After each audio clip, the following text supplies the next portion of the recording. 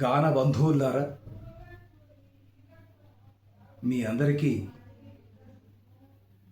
తెలుగు ఆళ్వారు అన్నమాచార్ల వారి జన్మదిన వేడుకల గురించి తెలపాలని సాహసం చేస్తున్నాను. ఎందరో మహనీయులు అన్నమాచార్ల వారి యొక్క కీర్తిని కీర్తనల్ని ప్రచారం చేసిన ఇంకా ఏనాడు తరగని సంపద అన్నమాచార్ల వారి పద సంకీర్తనలు. తొలి తెలుగు వాగ్గేయకారుడు, పదకవిత పితామహుడు అన్నమాచార్యుల వారు సరసమైన భాష, తేట తెలుగు భాష, భక్తిని సమ్మేళించి సమ్మోహపరిచి 32,000 సంకీర్తనలతో మనకు భక్తి భావాన్ని, సన్మార్గాన్ని మనకు అందజేశారు. వైశాఖ మాసంలో శుద్ధ పున్నమి నాడు, పౌర్ణమి నాడు అన్నమాచార్యుల వారి యొక్క జన్మదినం. ఈ సందర్భంగా వారికి మనమంతా సాష్టాంగ దండ ప్రమాణాలు సమర్పించుకుందాం. అన్నమయ్య అన్నమయ్య నీకు సాష్టాంగ వందనమన్నమయ్య. ఓ అన్నమయ్య విన్నమయ్య నీదు వివిధ సంకీర్తనలు, విన్నమయ్య నీదు వివిధ సంకీర్తనలు, విని నిన్ను కవితా పితామహుడమన్నామయ్య. అన్నమయ్య మీకు సాష్టాంగ వందనమన్నమయ్య. కన్నమయ్య మిము మహిమలు ఎన్నో, కన్నమయ్య మిమ్ము మహిమలు ఎన్నో, కన్నమయ్య మీ బోధనలు అన్నీ విన్నామయ్య. ఓ అన్నమయ్య మీకు సాష్టాంగ వందనమన్నమయ్య. 1408లో కడప జిల్లా రాజంపేట తాలూకా దగ్గర ఉన్నటువంటి తాళ్లపాకలో అన్నమాచార్ల వారు జన్మించారు. అన్నమాచార్ల వారి యొక్క కులదైవం చెన్నకేశవ స్వామి.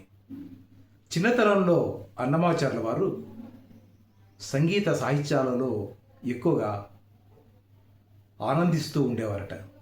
ఒకనాడు భక్తులందరూ తిరుపతి కొండ వైపు వెళుతుంటే ఆ భక్తులతో తాను కూడా వెళుతూ ఆ భక్తి పారవశ్యంలో కొండెక్కారట. కొండెక్కినప్పుడు స్వామి ఆలయ ద్వారం మూసిందట. అప్పుడు స్వామి అన్నమాచార్య స్వామిని కీర్తిస్తూ గానం చేయంగానే ఆ త్వర తొలగిందట. అక్కడే ఆశువుగా ఒక శతకాన్ని రాశారట. తదనంతరం వారు పరమభక్తాగ్రేసులై అహోబిల మఠానికి వచ్చి అక్కడ గురువుల చేత నారసింహ బీజాక్షరాల్ని నేర్చుకొని శ్రీవైష్ణవ సాంప్రదాయంలో అతను కొనసాగుతూ భక్తి మార్గంలో రాస్తూ కీర్తనలు రాశారట. నృసింహ అవతారంలోని బీజాక్షరాలు 32 అక్షరాలు. ఈ 32 అక్షరాలని ఆవాహన చేసుకుని తాను 32,000 సంకీర్తనలు తన జీవితకాలంలో తాను రచించాడు. 1408లో జన్మించినటువంటి అన్నమాచార్ల వారు 1503లో వెంకటేశ్వర స్వామి వారిలో ఐక్యం పొందారు. ఈ తాళ్లపాక నుంచి ఆయన తిరుమలకు చేరుకొని అక్కడే నిత్యం స్వామివారికి సంకీర్తన చేస్తూ అనేక కీర్తనలు రాశారు. మన తెలుగువారి అదృష్టం ఏమంటే ఆ కాలంలో ఇవి ఎంతో విశ్వవ్యాప్తిగా ఉన్నవి. సామాన్యమైన భాషతో, రాయలసీమ మాండలికాలతో, ప్రజలు పాడుకునే భాషగా అతను ఆళ్వారులాగా తిరిగారు. వైష్ణవ సంప్రదాయంలో ఆళ్వార్లు సంస్కృతంలో తమిళంలో కీర్తన రాస్తే, మన ఆళ్వారులు అన్నమాచార్యుల వారు సామాన్యమైన భాషలో మనమంతా పాడుకునే విధంగా రాశారు. అంత చేరువుగా మనకు ఆ కీర్తనలు రాశారు. అహోబిలంలో వారు నరసింహ మంత్రాన్ని పొంది అనేక ప్రాంతాలను సందర్శించారు. ఏ ప్రాంతం వెళితే ఆ ప్రాంత కీర్తనలు రాసి వాటన్నిటినీ కూడా రాగి రేకుల మీద రాసి తిరుమలలో తిరువేంకటనాథు పాదాల వద్ద ఉంచారు.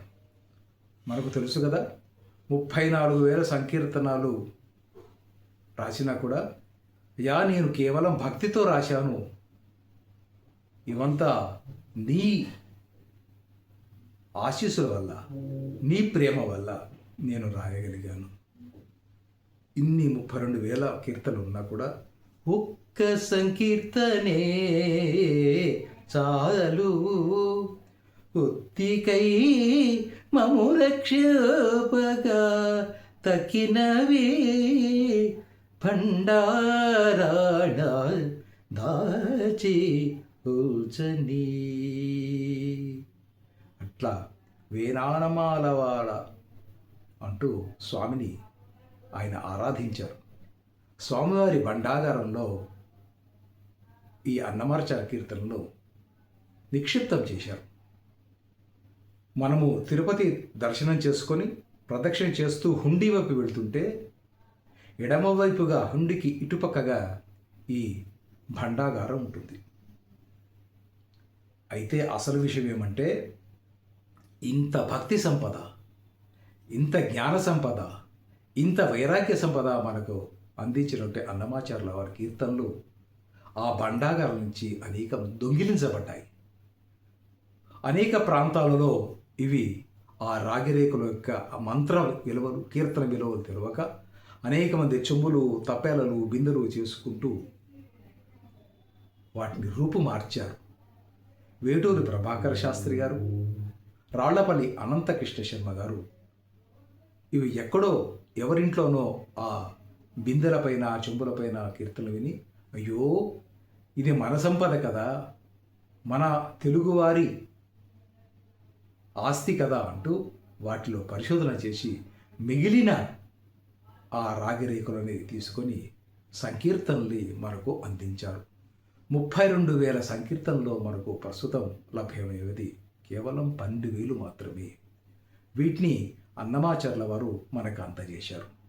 అన్నమాచార్యుల వారు రాసిన అనేకమంటి కీర్తనల్లో చెన్నకేశవుల మీద, రంగనాథుల మీద, దత్తాత్రేయుల మీద, ఆంజనేయ స్వామి మీద, అమ్మవారి మీద లాలిపాటలు, పెళ్లి పాటలు, ఉయ్యాల పాటలు, మంగళహారతి పాటలు, వీటితో పాటుగా సామాజిక చైతన్యం కలిగించే విధంగా శ్రీమన్నారాయణ కీర్తనలు, వెంకటనాథుని కీర్తనలు మనకు అందజేశారు.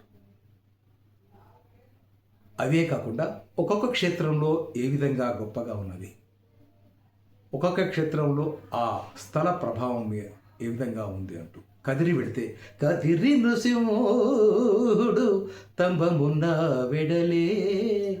అనంతపురంలో వెడితే బాలగండ గోపాలుడు అనే ఆలయం ఉంది.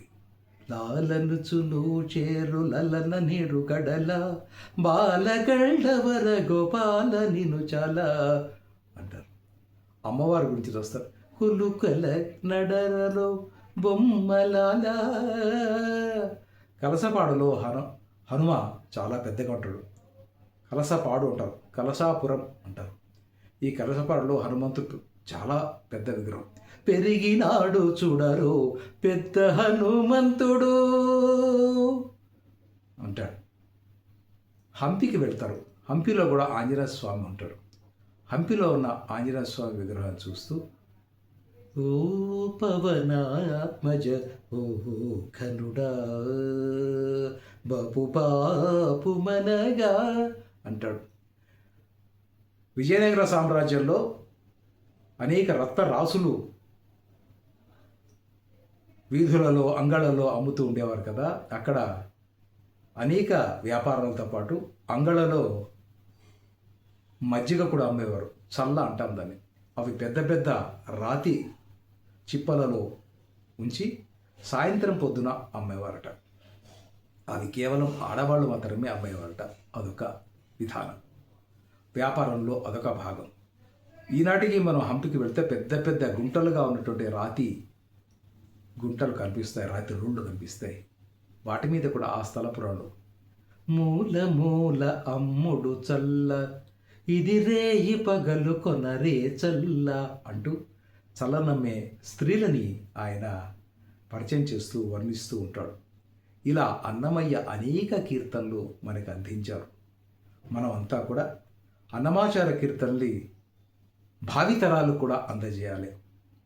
సుమారు 651 సంవత్సరాల పూర్వం అన్నమాచార్యుల వారు ఈ భక్తి కీర్తనని, భక్తి సంగీతాన్ని మనకు అందజేశారు. తెలుగు వాళ్ళలో క్షేత్రయ్య, రామదాసు, త్యాగయ్య తమిళనాడు ప్రాంతం వాడైనా తెలుగువారుగా భావిస్తాం. అన్నమయ్య, ఇలా శేషపక్కవి, ఇలా అనేక మంది కీర్తనలు రాసినా కూడా, సింహాచలంలో కృష్ణమాచార్య వారు రచించినా కూడా అన్నమయ్య కీర్తనలు సామాన్య పదాలు మనకు అందుబాటులో ఉన్నాయి. అందుకనే అన్నమాచార్యుల వారి కీర్తనల్ని మనం నిత్యం ప్రచారం చేయాలి. ఆ కాలంలో కాదు, ఈ కాలంలో కూడా టీటీడీ దేవస్థానం వారు ఒక ప్రాజెక్ట్ పెట్టి, అన్నమయ్య ప్రాజెక్ట్ పెట్టి విశేషమైన కృషి చేశారు. ఆ కీర్తనల్ని అనేక మంది, నేదుమూరి కృష్ణమూర్తి గారు లాంటి వాళ్ళు, డికే పట్టమ్మాళ్ళు లాంటి వాళ్ళు, ఎంఎస్ సుబ్బలక్ష్మి గారు లాంటి వాళ్ళు, ఇంకా ఘంటసాల గారు, బాలకృష్ణ ప్రసాద్ గారు, రంగనాథ్ గారు, శోభారాజు గారు, అమ్మ జ్యోతిర్మయి లాంటి వాళ్ళు, అనేక మంది, ఆనంద్ భట్టర్ గారు, ఇట్లా అన్నమాచార కీర్తనల్ని విశేష ప్రచారం చేశారు. ఆ కీర్తనల్ని మనమే నేర్చుకోవడం కాకుండా భావితరాలకి, మన పిల్లలకు కూడా చేస్తే ఈ తెలుగు సంస్కృతి, కీర్తన, భక్తి మార్గాలు అనేవి మనకు అందుబాటులో ఉంటాయి. అందువల్ల అన్నమాచార్యుల వారి జన్మదినం రోజున మనం వారి తలుచుకోవడంలో తిరువేంకటనాథుని యొక్క దివ్య స్వరూపాన్ని మనం చూస్తాం. అన్నమాచార్యుల వారి ప్రతి కీర్తనలో కొండను, గుట్టను, రాళ్లను, అమ్మవారిని, కోనేరుని, కాలును, చెయ్యిను, కిరీటాన్ని, అతని ఆభరణాల్ని వర్ణిస్తారే, అట్లా దృశ్య కావ్యంగా ప్రతి కీర్తనలో మనం స్వామివారిని చూస్తాం. అంత గొప్ప అదృష్టాన్ని మనం తెలుగువారం ఏ మూల ఉన్నా కూడా ఆ తిరువేంకటనాథుని మనం దర్శనం చేసుకున్న అదృష్టం అన్నమాచార్య కీర్తన ద్వారా మనకు లభిస్తోంది. మధ్యప్రదేశ్ ప్రాంతంలో గ్వాలియర్ ప్రాంతంలో వెళితే తాన్సేన్ అనేటువంటి గాయకుడు ఉన్నాడు, తెలుసు కదా, అక్బర్ ఆస్థానంలో ఉండేవాడు. ఆ ప్రాంతంలో వెళ్ళినప్పుడు ఆ చింత చెట్టు ఆయన సమాధిపై మొలిచింది. ఎవరైనా పాటల మీద ఆసక్తి ఉన్నవాళ్ళు, గానం చేసేవాళ్ళు ఆ చింత చిగురు తెంపుకొని తమ నోట్లో వేసుకొని నవ్వుతారట. ఎందుకంటే ఆ తాన్సేన్ యొక్క ఆశీస్సులు తమకు అందుతాయి, తమ కంఠస్వరం బాగా పాడే అవకాశం ఉంటుంది అంటారు. అలాగే మనం తిరుమలకు వెళ్ళినప్పుడు, తిరువేంకటనాథుని దర్శనం చేసుకున్నప్పుడు గోవింద గోవింద అని ప్రార్థన చేసినప్పుడు స్వామిని అదే చూడరే మోహన రూపం 10 కోట్లు గల భావజ రూపం అంటూ చూసుకొని ప్రదక్షిణ చేసి వస్తూ ఉండగా హుండీలో మన మొక్కులు తీర్చుకునే దశలో కొంచెం పక్కగా ఉన్నటువంటి ఎడమ పక్కన ఈ స్వామి అన్నమాచార్య వారి భండాగారం అనేది ఉంది. ఒకసారి దాన్ని తాకండి. అన్నమాచార్యుల వారి భక్తికి మొక్కండి.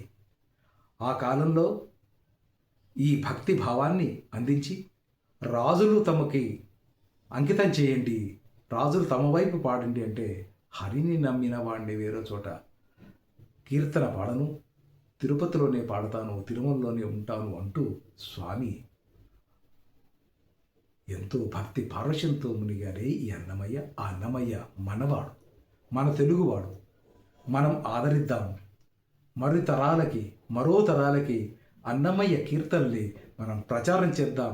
మన పిల్లలకి, వాళ్ళ పిల్లలకి, మనవలకి, మనవరాళ్ళకి అన్నమయ్య కీర్తిని ప్రచారం చేస్తే మన తెలుగు సంపదని, మన తెలుగు భాషని, తెలుగు భక్తి భావాన్ని మనం వెంకటనాథుడి పాదాల వద్ద అందజేద్దాం. మంగళము గోవిందునకు జయ మంగళము సర్వాత్మకునకు మంగళము పరమాత్మునకు జయ జయ మంగళం జయ జయ మంగళం.